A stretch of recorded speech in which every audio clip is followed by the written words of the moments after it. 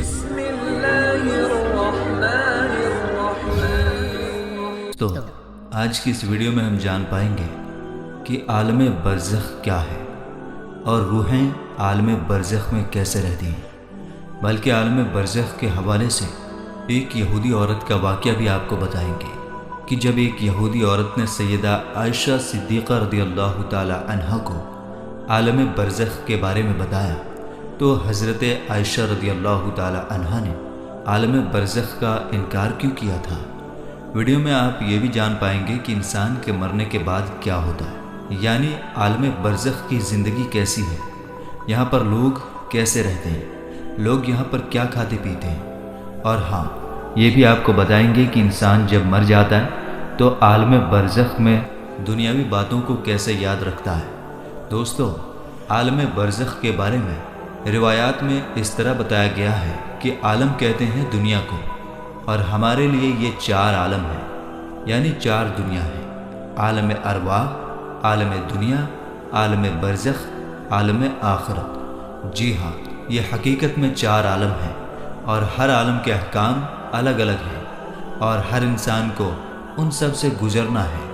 لیکن یہ الگ بات ہے کہ ہر ایک جگہ پر رہنے کا وقت الگ الگ ہوتا ہے۔ اللہ پاک نے انسانوں کے ایک دنیا سے دوسری دنیا میں جانے کے لیے الگ الگ وجوہات پیدا کیے ہیں، جیسا کہ عالم ارواح یعنی روحوں کی دنیا سے اس دنیا میں آنے تک کا ذریعہ ماں باپ ہے، اور اس دنیا سے عالم برزخ کی دنیا تک جانے کا ذریعہ موت ہے، اور عالم برزخ سے عالم آخرت تک جانے کا ذریعہ سور ہے جو حضرت اسرافیل علیہ السلام پھونکیں گے۔ لیکن آج کا ہمارا ٹاپک صرف عالم برزخ ہے۔ میرے دوستو، برزخ کے لفظی معنی آڑ یا پردہ کے ہیں۔ انسان کے موت سے لے کر میدان محشر قائم ہونے تک کا وقت برزخ کہلاتا ہے۔ یعنی اگر یہ کہا جائے کہ یہ وہ جگہ ہے کہ جس میں موت کے بعد قیامت تک روحیں رہتی ہیں تو یہ غلط نہ ہوگا۔ یعنی برزخ میں سارے انسانوں اور جنوں کو موت کے بعد رہنا ہے، اور یہ عالم برزخ ہماری دنیا سے بہت بڑا ہے۔ یعنی برزخی زندگی دنیاوی زندگی سے بہت بڑی ہے، لیکن وہ بھی ایک دن ختم ہو جائے گی۔ اللہ پاک سورہ مومنون میں فرماتا ہے، اور ان کے آگے ایک آڑ ہے اس دن تک جس میں یہ اٹھائے جائیں گے۔ میرے دوستو، عالم برزخ میں پہنچنے کے بعد انسان کا آخرت کی طرف سفر شروع ہو جاتا ہے۔ حضور پاک صلی اللہ تعالیٰ علیہ وسلم نے اس بارے میں فرمایا، بے شک آخرت کی سب سے پہلی منزل قبر ہے۔ اگر قبر میں انسان کامیاب ہو گیا تو آگے کا راستہ بھی آسان ہو جائے گا، اور اگر اس میں کامیاب نہ ہو سکا تو آگے کا راستہ بہت کٹھن ہوگا۔ بلکہ سیدہ عائشہ صدیقہ رضی اللہ تعالی عنہا کو جب ایک یہودی عورت نے قبر کے عذاب کے بارے میں بتایا اور ان سے کہا کہ اللہ تجھے قبر کے عذاب سے بچائے، تو حضرت عائشہ رضی اللہ تعالی عنہا نے مسلمانوں کے لیے عذاب قبر کا انکار کیا۔ لیکن جب نبی کریم صلی اللہ تعالی علیہ وسلم نے عائشہ صدیقہ رضی اللہ تعالی عنہا کو بتایا کہ قبر میں عذاب مسلمانوں کو بھی ہو سکتا ہے اور گناہوں کی وجہ سے انہیں بھی عذاب ہوگا، تو سیدہ عائشہ صدیقہ رضی اللہ تعالی عنہا نے نبی اکرم صلی اللہ تعالی علیہ وسلم کے فرمان کو مان لیا۔ یہ واقعہ حدیث کی بہت ساری کتابوں میں ملتا ہے، جس کی ڈیٹیل کچھ اس طرح ہے کہ ام المومنین سیدہ عائشہ صدیقہ رضی اللہ تعالی عنہا کو پہلی بار ایک یہودی عورت نے قبر میں عذاب کے بارے میں بتایا، لیکن انہوں نے اس کو سچ نہیں مانا، اور پھر نبی پاک صلی اللہ تعالی علیہ وسلم نے بھی یہودیوں کو جھوٹا کہا۔ بعد میں آپ صلی اللہ تعالی علیہ وسلم پر وحی یعنی اللہ تعالیٰ کی طرف سے پیغام بھیجا گیا، اور آپ صلی اللہ تعالی علیہ وسلم کو قبر کے عذاب کے بارے میں بتایا گیا۔ اسی دن سورج کو گرہن لگ گیا، اور آپ صلی اللہ تعالی علیہ وسلم کے بیٹے سیدنا ابراہیم رضی اللہ تعالی عنہ کا انتقال بھی ہو گیا۔ لہٰذا آپ صلی اللہ تعالی علیہ وسلم نے اسی دن سورج گرہن کی نماز صلاۃ الکسوف پڑھائی اور پھر خطبہ دیا، اور اس خطبہ میں صحابہ کرام رضوان اللہ تعالی علیہم اجمعین کو عذاب قبر کے بارے میں پوری جانکاری دی۔ پھر نبی پاک صلی اللہ تعالی علیہ وسلم ہر نماز کے بعد ہمیشہ قبر کے عذاب سے بچنے کی دعا کرتے، اور صحابہ کرام کو بھی اس کی دعا سکھائی، اور انہیں حکم دیا کہ وہ بھی ہر نماز کے آخر میں قبر کے عذاب سے بچنے کی دعا کیا کریں۔ بلکہ معراج کا واقعہ نبی صلی اللہ تعالیٰ علیہ وسلم کی زندگی میں پیش آ چکا تھا، اور معراج میں آپ صلی اللہ تعالیٰ علیہ وسلم کو نافرمان انسانوں کو عذاب دیے جانے کے کچھ منظر دکھائے گئے تھے۔ نبی صلی اللہ تعالیٰ علیہ وسلم عذاب جہنم اور عذاب قبر دونوں سے پناہ مانگا کرتے تھے، اور اسی طرح آپ صلی اللہ تعالیٰ علیہ وسلم نے واضح فرما دیا کہ عذاب جہنم اور عذاب قبر دونوں الگ الگ حقیقتیں ہیں۔ بلکہ حضور صلی اللہ تعالیٰ علیہ وسلم نے فرمایا کہ جب انسان کا انتقال ہو جاتا ہے تو اس پر صبح و شام اس کا ٹھکانہ دکھایا جاتا ہے۔ اگر وہ جنتی ہے تو جنت والوں کی جگہ، اور اگر جہنمی ہے تو جہنم والوں کی جگہ اس کو دکھائی جاتی ہے۔ پھر کہا جاتا ہے کہ یہ تیرا ٹھکانہ ہے، یہاں تک کہ اللہ تجھ کو قیامت کے دن اٹھائے گا۔ میرے دوستو، جب روح عالم برزخ میں پہنچتی ہے تو اس میں بھی دو جگہ ہیں۔ ایک کا نام علیین ہے جس میں نیک روحوں کو رکھا جاتا ہے، اور دوسری جگہ کا نام سجین ہے جس میں بدکار، گنہگار اور کافر روحوں کو رکھا جاتا ہے۔ تمام روحیں قیامت کے دن تک یہیں پر رہیں گی، اور پھر قیامت کے دن اپنے حساب و کتاب کے بعد اپنی اصل جگہ یعنی جنت یا دوزخ میں جائیں گی۔ روایات میں آتا ہے کہ انسان کی وفات کے بعد قبر میں روح کو پھر سے اسی جسم میں ڈال دیا جاتا ہے، جہاں پر دو فرشتے منکر و نکیر سوال و جواب کریں گے۔ اگر سوالوں کے جواب صحیح رہے تو پھر آسمان سے آواز آتی ہے کہ میرے بندے نے سچ کہا، اور اس کے لیے جنتی بچھونا بچھا دو،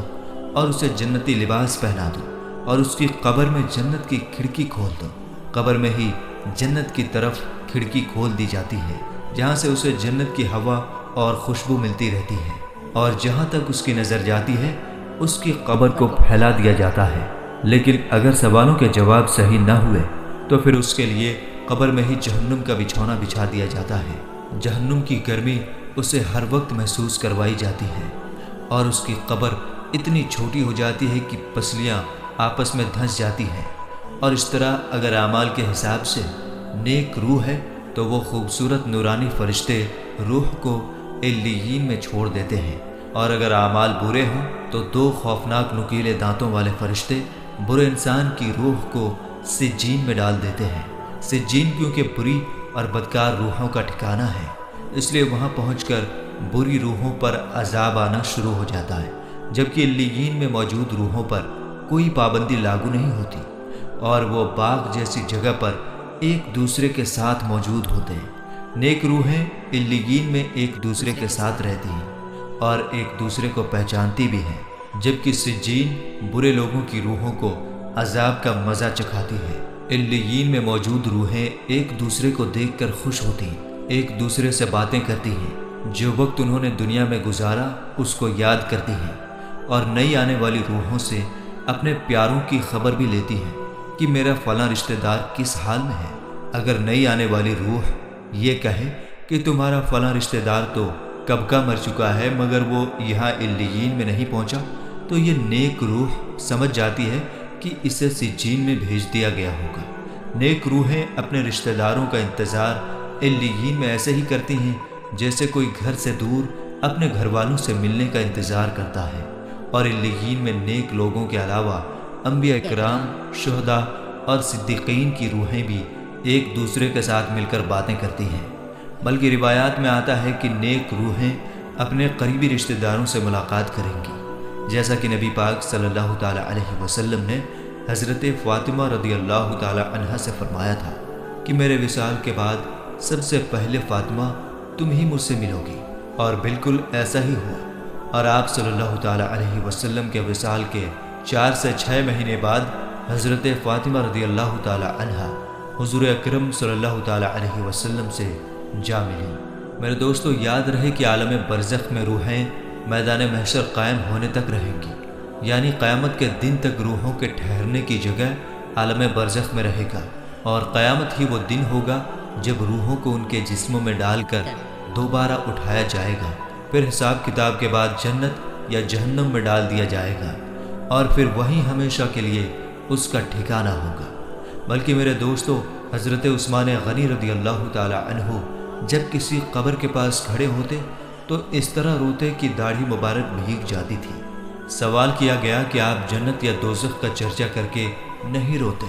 اور قبر کو دیکھ کر اس طرح روتے ہیں؟ تو حضرت عثمان رضی اللہ تعالی عنہ نے جواب دیا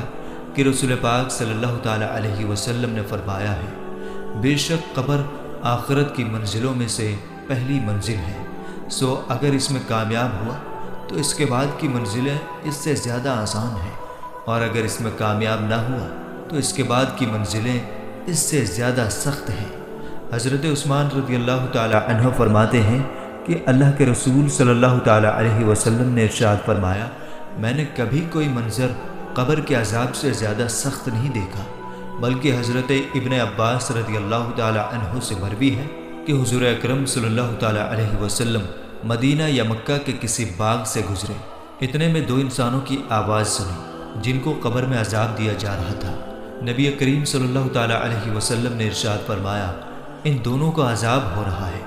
اور کسی بڑے کام کی وجہ سے عذاب نہیں ہو رہا، بلکہ ایسی معمولی باتوں پر جن سے یہ بچ سکتے تھے۔ پھر آپ نے فرمایا، ان دونوں میں سے ایک پیشاب کے چھینٹے سے نہیں بچتا تھا اور دوسرا چغلی کرتا پھرتا تھا۔ پھر آپ صلی اللہ تعالی علیہ وسلم نے ایک ٹہنی منگوائی،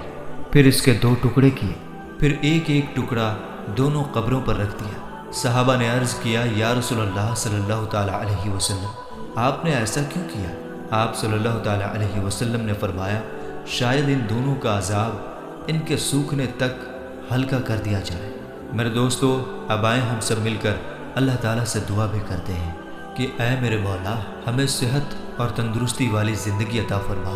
اور جب ہم فوت ہو جائیں تو مرنے کے بعد ہماری قبر کو جنت کا باغ بنا دے، اور عالم برزخ میں ہمارا ٹھکانہ نیک روحوں کے ساتھ علیین میں بنا دے۔ آمین یا رب العالمین۔